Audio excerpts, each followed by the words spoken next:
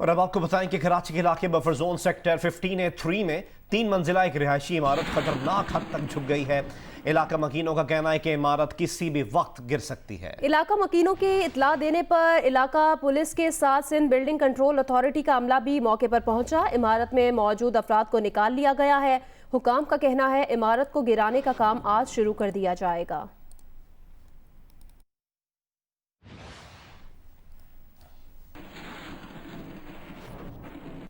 लाहौर के इलाके सोडीवाल में शहरी और मुबैना डाकुओं में फायरिंग का तबादला हुआ। पुलिस के मुताबिक फायरिंग के तबादले में एक मुलजिम हलाक और शहरी जख्मी हो गया। मुलजिमान ने शहरी को लूटने की कोशिश की थी। एक मुलजिम फरार भी हो गया है।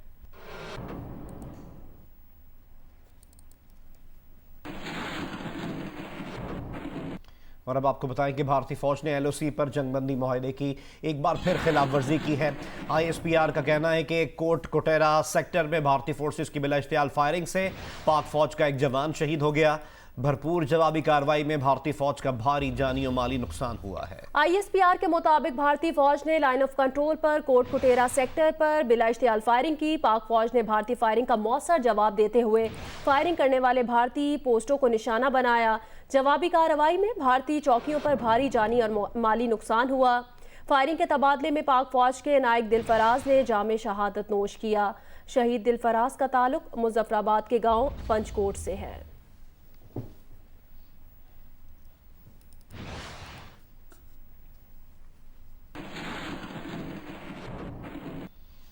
हालिया हफ्ते के दौरान भी आवाम को महंगाई में रिलीफ नहीं मिल सका। चीनी की कीमत में इजाफा हुआ तो टमाटर, प्याज और दालों समेत 22 अशिया की कीमतें भी बढ़ गईं। इदारा शुमारियात ने महंगाई पर हफ्तावार रिपोर्ट जारी की है। इसकी तफसीलात जानते हैं नुमाइंदा जियो न्यूज़ आमना आमिर से उनकी इस रिपोर्ट में।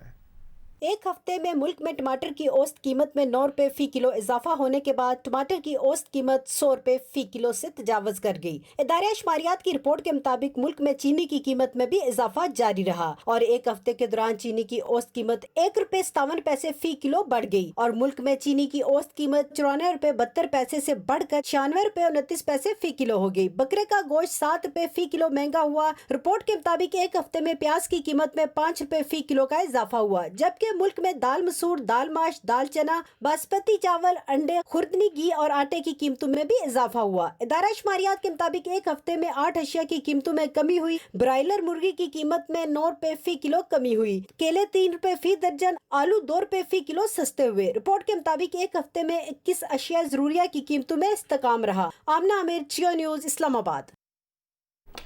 कराची के रिहायशी और सनती इलाकों में बिजली की लोड शेडिंग जारी है। शहरी कई घंटों तक लोड शेडिंग बर्दाश्त करने पर मजबूर हो गए हैं। रिहायशी इलाकों में 6 से 12 घंटों की एलानिया लोड शेडिंग, मुस्तस्ना इलाकों में भी 6 से 7 घंटों की लोड शेडिंग जारी है। दीगर इलाकों में दिन के साथ रात के औकात में भी बिजली की बंदिश के दौरानिये में इजाफा देखा जा रहा है। के इलेक्ट्रिक ने लोड शेडिंग में इजाफे का सबब गैस प्रेशर में कमी को करार दिया है।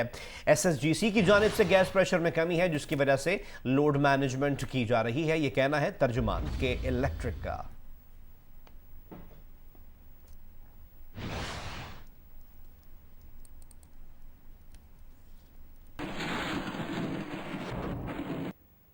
हैदराबाद में गैस की लोड शेडिंग और कम प्रेशर की वजह से शहरियों को मुश्किलात का सामना है। शहरी मजबूरन लकड़ी, कोयले और गैस सिलेंडर का इस्तेमाल कर रहे हैं। मजीद बताएंगे काजी शकील। हैदराबाद में गैस की लोड शेडिंग संगीन सूरत हाल इख्तियार कर चुका है। हैदराबाद शहर के मुख्तलिफ इलाके, लतीफ़ाबाद है, कासमाबाद फेज़ 2 है, लियाकत कॉलोनी है, काली मोरी है, फुलेली परेडाबाद, हीराबाद समेत मुख्तलिफ इलाकों में गैस की लोड शेडिंग और गैस के कम प्रेशर की वजह से वहाँ के शहरियों को या वहाँ के मकीनों को शदीद मुश्किलात का सामना करना पड़ा है। गैस की लोड शेडिंग की वजह से जो शहरी हैं उन्हें खाने पीने के लिए लकड़ी का इस्तेमाल, कोयले का इस्तेमाल और गैस सिलेंडर का इस्तेमाल करना पड़ा है।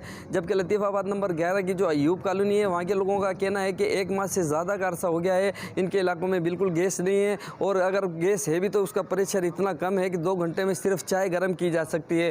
थोड़ी बहुत रात को 12 बजे आती है, 1 बजे थोड़ी बिल्कुल 1 इंच की, वो उसके बाद वो भी चली जाती। गैस का देखे 3 महीने से ये मसला चल रहा है। कभी लकड़ियों पे बना रहे हैं, कभी कागज़ पे बना रहे हैं, कभी गुटकों पे बना रहे हैं। अब हम पिछले दौर में चले गए, हमें पकाना खाना भी मुश्किल लगता है गैस पे। फैसलाबाद में रहनुमा नून लीग तलाल चौधरी मुबैना झगड़े में जख्मी हो गए। तलाल चौधरी के भाई ने कहा कि तलाल चौधरी के बाजू की हड्डी टूट गई और वो लाहौर के अस्पताल में जेर इलाज है। वजीर आजम के मुआवने खुसूसी शहबाज गिल ने कहा, तलाल चौधरी की जानिब से खातून MNA को हिरासा करने का वाक़या अफसोसनाक है। मरियम सफदर हिरासा होने वाली खातून पर दबाव डाल रही हैं। मुस्लिम लीग नून ने वाक़े की तहकीकात पार्टी सतह पर कराने का फैसला किया है।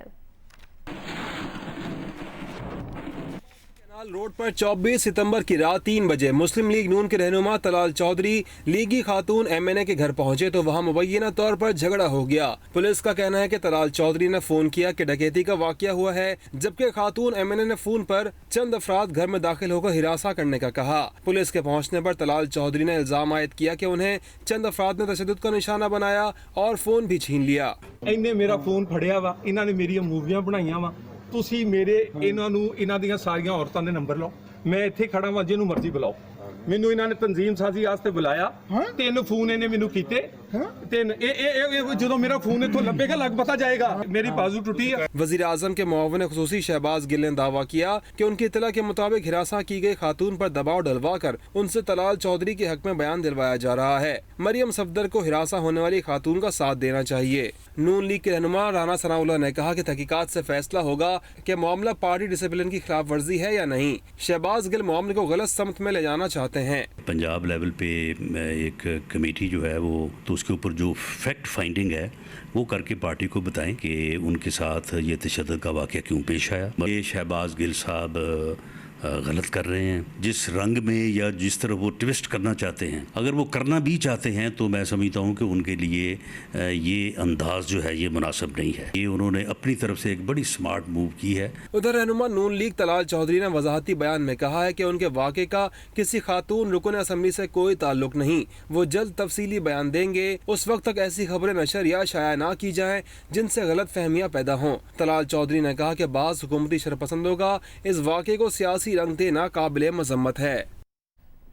मौसम से मुतालिक अपडेट करें। महकमा मौसमियात का कहना है मगरबी हवाओं का सिलसिला मुल्क के बालाई इलाकों में बुध तक मौजूद रहेगा।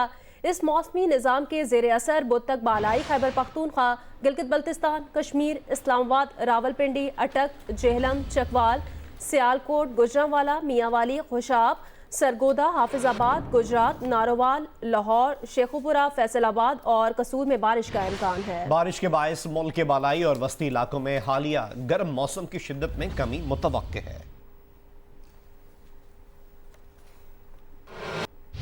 खबर शामिल करते हैं लोअरदीर से, जहां सड़कों की खराब सूरत हाल के बायस मकामी आबादी शदीद परेशानी का शिकार है। तीमरगरा के इलाके खोनगी में एक ऐसी सड़क की भी मौजूद है जिस पर 1977 के बाद से तामीराती काम नहीं हुआ। मजीद जानते हैं एहसानुल्लाह शाकिर से उनकी इस रिपोर्ट में।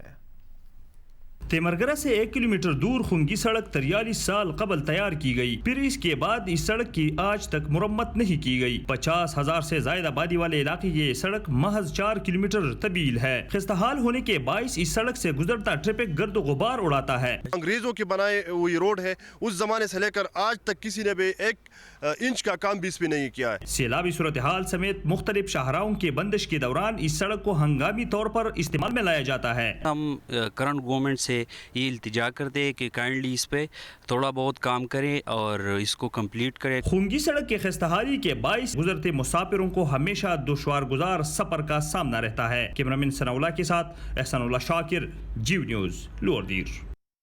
पाकिस्तान सुपर लीग की तमाम 6 फ्रेंचाइजेज एक मुश्तरका बयान में कहना है PSL की तमाम फ्रेंचाइजेज मुल्क में क्रिकेट की बेहतरी के लिए काम कर रही हैं।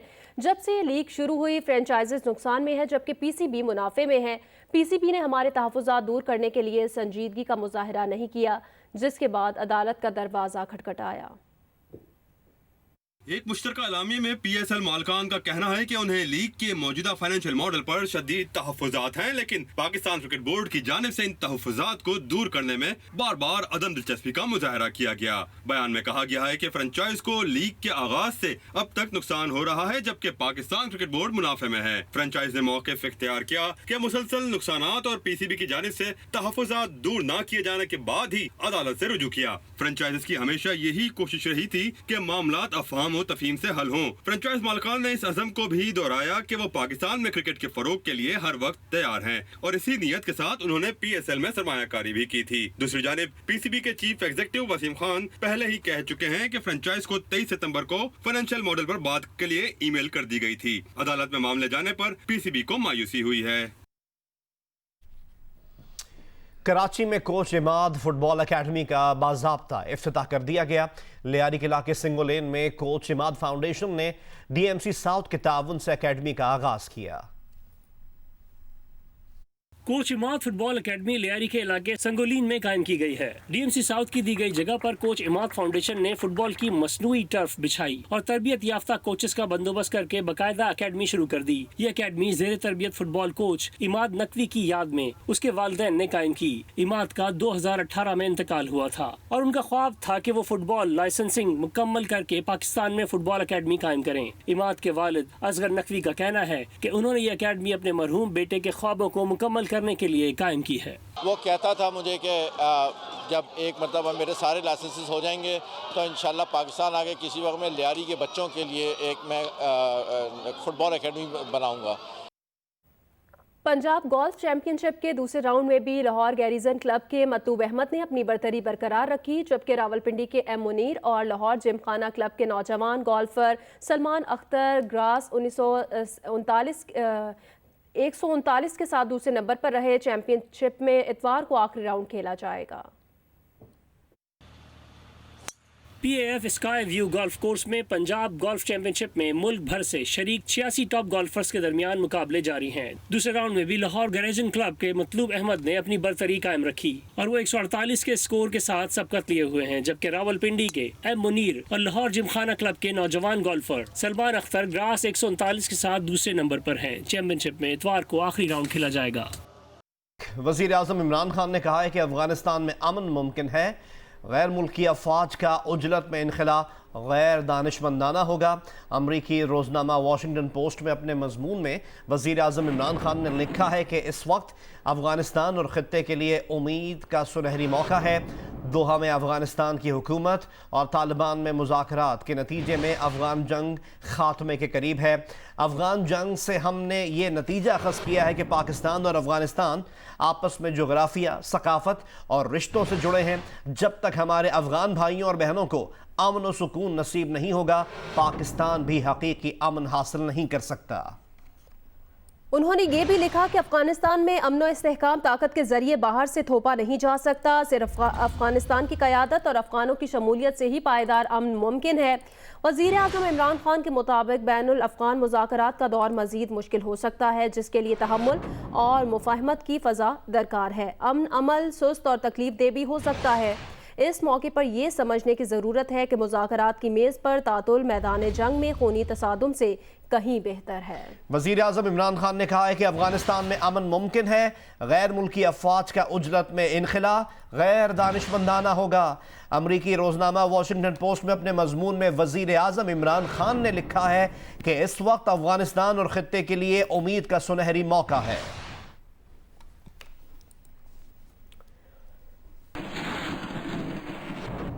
मुस्लिम लीग नून और जमीयत उलमा इस्लाम फे ने स्पीकर कौमी असम्बली की जानिब से गिलगित बल्तिस्तान इलेक्शन से मुतालिक तजावीज़ के लिए पार्लिमानी रहनुमाओं के इजलास में शिरकत से इनकार कर दिया। चेयरमैन पीपल्स पार्टी बिलावल भुट्टो जरदारी का कहना है कौमी असम्बली के स्पीकर और विफाकी वज़रा का गिलगित बल्तिस्तान में इंतखाबात से कोई लेना देना नहीं। गिलगित बल्तिस्तान के इंतखाबात में विफाकी हुकूमत की मुदाखलत की मजम्मत करते हैं। स्पीकर असद कैसर ने पार्लिमानी रहनुमाओं से तजावीज़ के लिए इजलास कल तलब कर रखा है।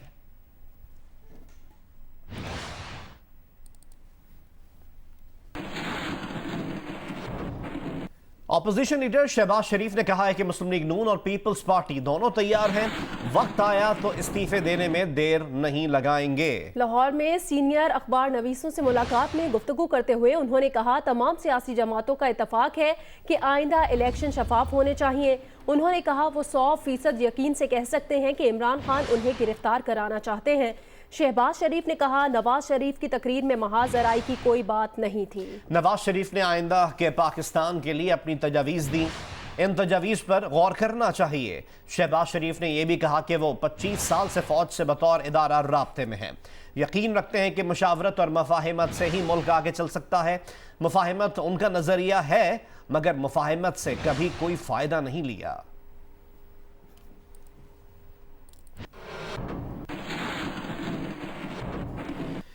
जमीयत उलमा इस्लाम के सरबराह मौलाना फजलुर रहमान और साबिक वज़ीर आज़म मियाँ मोहम्मद नवाज शरीफ के दरमियान टेलीफोनिक रब्ता हुआ है।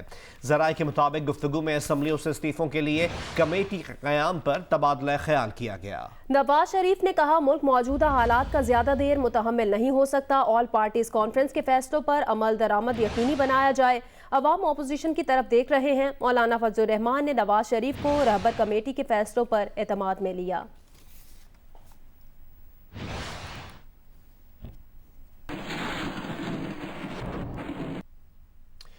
फवाद चौधरी कहते हैं नवाज शरीफ को अपने बयानात पर मुआफ़ी मांगनी चाहिए। राना सनाउल्लाह ने जवाब देते हुए कहा कि इमरान खान अपने बयानात पर मुआफ़ी मांगे फिर नवाज शरीफ भी मांगेंगे।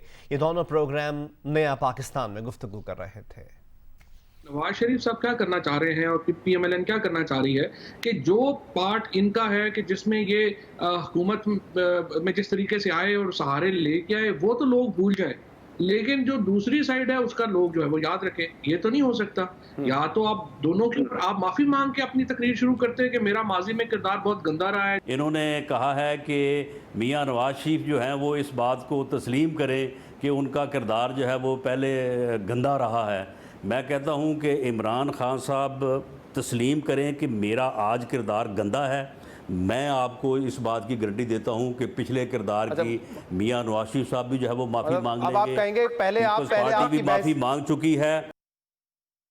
वज़ीर रेलवे शेख रशीद अहमद ने मियां नवाज शरीफ से 10 सवालात के जवाब मांग लिए। शेख रशीद ने जवाब देने के लिए साबिक वज़ीर आज़म को 2 रोज़ की मोहलत दी है। अलबत्ता ये नहीं बताया कि पीर को मोहलत पूरी होने पर क्या करेंगे। मुस्लिम लीग नून पंजाब के सदर राना सनाउल्लाह ने शेख रशीद के 10 सवालात के जवाब में शेख रशीद से 10 सवालात पूछ लिए। उन्होंने शेख रशीद पर आयन, कानून और जमहूरियत का गद्दार होने का इल्ज़ाम लगाया और पूछा कि कश्मीरियों के नाम पर पैसे कमाने वाला गद्दार कौन है, कश्मीर का सौदा क्यों और कैसे किया। वाज़े करना होगा कि क्या शेख रशीद अफवाज पाकिस्तान के तर्जुमान हैं या ISPR। कुलभूषण का सहूलतकार कौन है, कौन वकालत कर रहा है, कॉन्सुलर सर्विस कौन फराहम कर रहा है।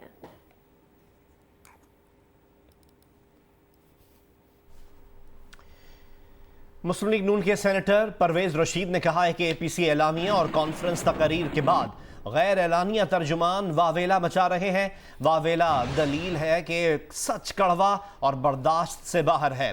नादान दोस्त शजर ममनुआ मौज़ूआत को कौम की तवज्जो का मरकज़ बना रहे हैं। मुनासिब होगा गैर एलानिया तर्जुमान की बेकाबू ज़बान को ताले लगाए जाएं या इन ममनुआ मौज़ूआत पर खुले मुबाहिसे को बर्दाश्त करने की सकत पैदा की जाए। परवेज रशीद ने कहा, बसूरत दीगर मोतबर कौमी कमीशन कायम किया जाए। कमीशन उन जिम्मेदारान का तयन करे जिनके बायस पाकिस्तान को आलमी सतह पर जवाबदेही का सामना हुआ।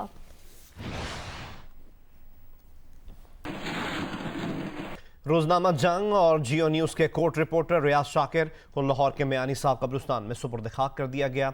मरहूम की नमाज जनाजा में अजीज़ व अकारिब, सहाफ़ियों, वकला और मुख्तलिफ शोबों के अफराद ने बड़ी तादाद में शिरकत की।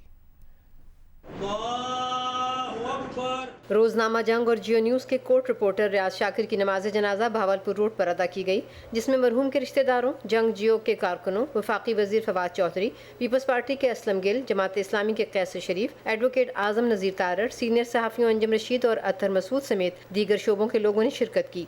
मरहूम रियाज शाकिर फेफड़ों के मर्ज के बायस 4 रोज से मेयो अस्पताल में जेर इलाज थे। रियाज शाकिर जंग ग्रुप से 32 साल से वाबस्ता थे। जियो न्यूज़ की लॉन्चिंग के बाद उन्हें जियो के लिए भी अदालती रिपोर्टिंग की जिम्मेदारियां सौंप दी गईं। रियाज शाकिर अच्छे कार्टूनिस्ट भी थे।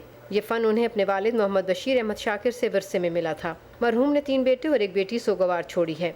वफाकी वज़ीर फवाद चौधरी ने कहा कि जब से उन्होंने वकालत शुरू की, रियाज शाकिर कोर्ट रिपोर्टिंग का सबसे बड़ा नाम था। मारूफ एडवोकेट आजम नज़ीर तारड़ और दीगर रहनुमाओं का कहना था कि कोर्ट रिपोर्टिंग का एक सच्चा और नफीस इंसान मुस्कुराते चला गया। बहुत बड़ा लॉस है ये हमें। तो वो कहते हैं ना कि जो हमारी जनरेशन है उसकी जो हाई कोर्ट बिल्डिंग में जो चंद चीज़ें जो जुड़ी हुई हैं उस इमारत के साथ, जैसे दरो दीवार है, रियाज शाकिर भी एक ऐसी चीज़ था। रियाज शाकिर को लाहौर के मियानी साहब कब्रिस्तान में सुपुर्द खाक कर दिया गया। रियाज शाकिर के इसाले सवाब के लिए कुलखानी दोपहर 2 बजे इकबाल टाउन में उनकी रिहाइशगाह पर अदा की जाएगी।